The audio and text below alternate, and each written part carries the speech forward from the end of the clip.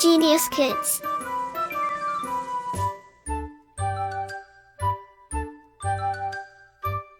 Cultivating love for learning. Chapter 8. The Kite Maker. There was an ancient banyan tree which had grown through the cracks of a deserted mosque. It was the only tree in the street known as Gali Ramnath. A little boy named Ali, who was barefoot and clad in a torn shirt, ran along the narrow street towards his grandfather. Mahmoud, his grandfather, sat nodding dreamily in the sunshine of their back courtyard. "Grandfather," shouted the boy, "the kite has gone." The old man woke from his daydream with a start and raised his head. "Did the twine break?" he asked. "I know that kite twine is not what it used to be." "No, grandfather, the kite is stuck in the banyan tree." The old man giggled. "You have yet to learn how to fly a kite properly, my child. And I am too old to teach you, that is the pity of it. But you shall have another." He had just finished making a new kite from bamboo, paper and thin silk. It lay in the sun, drying and becoming firm.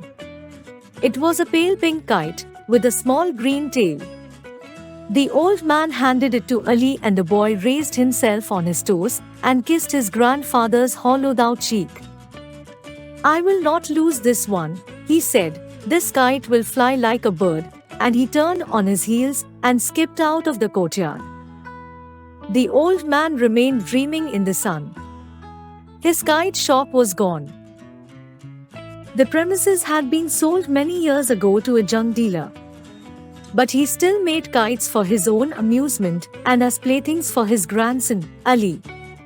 Not many people bought kites these days. Adults no longer treated kites with respect, and children liked the cinema better.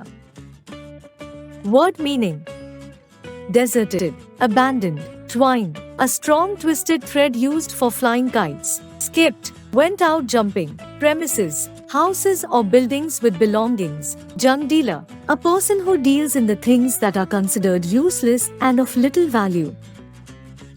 Amusement, entertainment, playthings, something used like a toy. Moreover, there were not many open spaces left for flying kites. The city had gulped down the green meadow which had stretched from the old fort walls to the river bank. He recollected a time when grown men flew kites from the meadow. The great battles were fought, the kites swinging and swooping in the sky, tangling with each other, until the string of one was cut. Then the beaten and liberated kite would float away into the blue sky. There was a good deal of betting and money often changed hands. Kite flying was then the sport of kings. The Nawab himself would come down to the riverside with his men to participate in this noble pastime. In those days, everybody had time to spend an idle hour with a kite, dancing strip of paper. But nowadays, everybody hurried in a heat of hope, and delicate things, such as kites and daydreams, were crushed underfoot. Mahmoud, the kite maker, had been well known throughout the city. Some of his kites sold for as much as 3 or 4 rupees each. At the request of the Nawab, he had once made a special kite.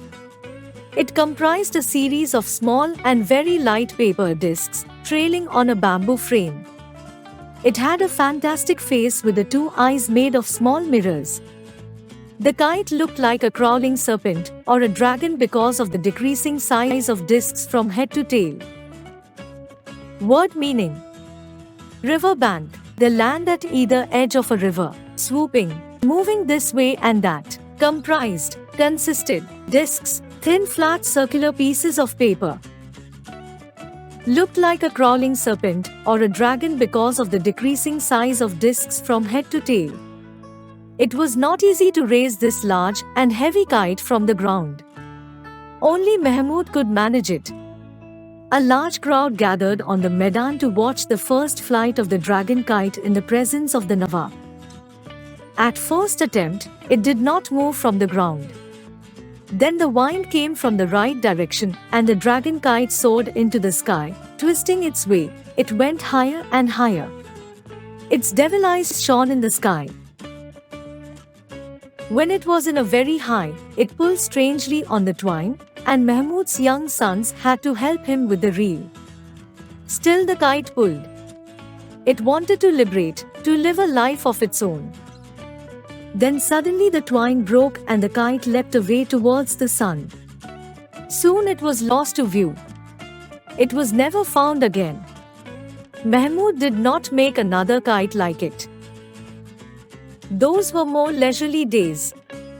The Nawab had died years ago, and his family was almost as poor as Mahmud himself. Now no one knew Mahmud and his occupation in the crowded gully. When he was in the prime of his life and had fallen sick, everyone in his neighborhood had come to ask about his health. Word meaning: liberate, to be free. Occupation, profession, prime of his life, in his youth. Now most of his friends died and his sons had grown up. One was working in a local garage and the other, who was in Pakistan at the time of partition, had not been able to rejoin relatives. The kite-flying children had grown up. In a competitive world, they looked at the old kite maker with the same indifference as they showed towards the banyan tree. But there was the boy, his grandson. Mahmud's son worked close by, and he and his daughter-in-law could live in Mahmud's house. The old man felt happy watching the little boy playing in the winter sunshine. The boy was growing under his eyes like the young mimosa tree in the courtyard. There is a great affinity between trees and men. They grow at the same speed if they are not hurt or starved or cut down.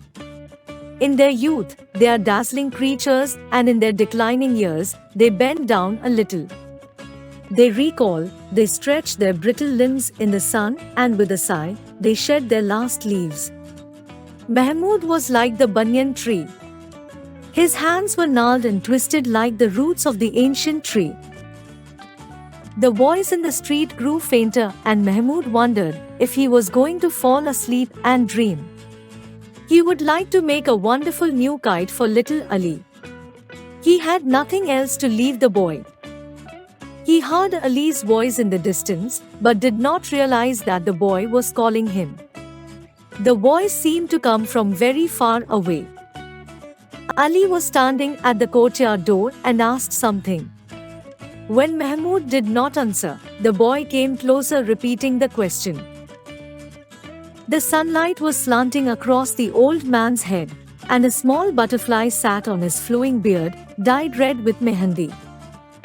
Mahmud was silent. The boy heard a faint sound, like the rubbing of marbles in his packet. Suddenly afraid, Ali turned and moved to the door. He ran down the street shouting for his mother. The butterfly left the old man's beard and flew to the mimosa tree. A sudden breeze caught the torn kite and lifted it in the air, carrying it far above the struggling city into the blind blue sky. Word meaning: mimosa, a small plant that is sensitive to touch and light. Dazzling, to overpower with intense light. Faint, dim, indistinct. Like, share and subscribe.